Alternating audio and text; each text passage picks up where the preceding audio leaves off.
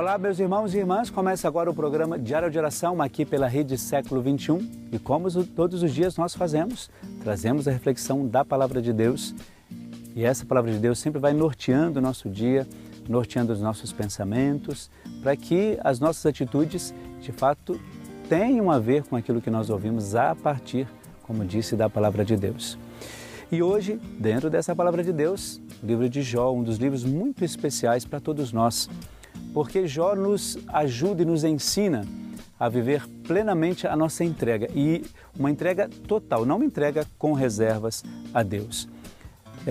No livro de Jó tem uma das passagens, uma das frases muito bonitas, quando ele diz assim: nu saí do ventre de minha mãe e nu para Deus voltarei. Ou seja, sem nada, absolutamente nada.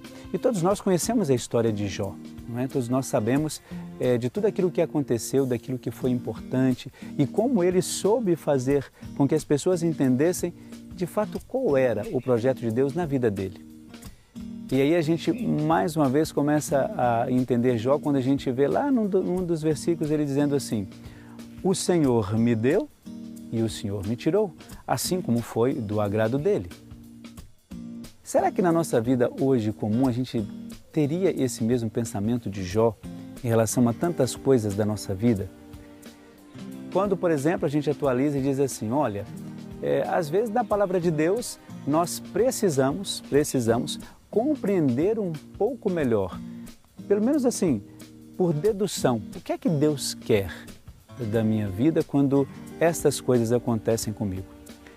Por exemplo, quando algumas pessoas que vêm até conversar com a gente, são pessoas que têm posses, tiveram posses na sua vida e num determinado momento perderam tudo.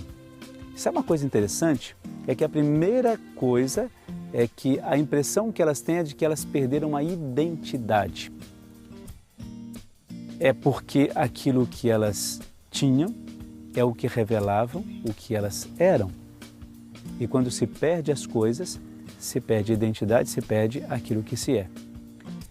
E é interessante que em Jó, em nenhum momento, segundo aquilo que nós sabemos do livro, do texto bíblico, Jó se revoltou, não porque era um bom mocinho, mas porque ele compreendia que o plano de Deus ou o projeto de Deus era muito maior do que aquilo que ele tinha ou aquilo que ele possuía. E para nós a referência precisa ser esta, né? Aquilo que nós somos, aquilo que nós temos. Nós devemos nos preocupar cada vez mais, e eu diria de uma maneira muito mais intensa, da maneira como Deus nos vê. E aí a compreensão do livro de Jó, para mim, é claro que a gente pode fazer um monte de reflexão sobre isso, mas está muito vinculado a isso. Qual é o olhar que Deus tem sobre mim? Melhor dizendo, como é que eu acho que Deus me vê?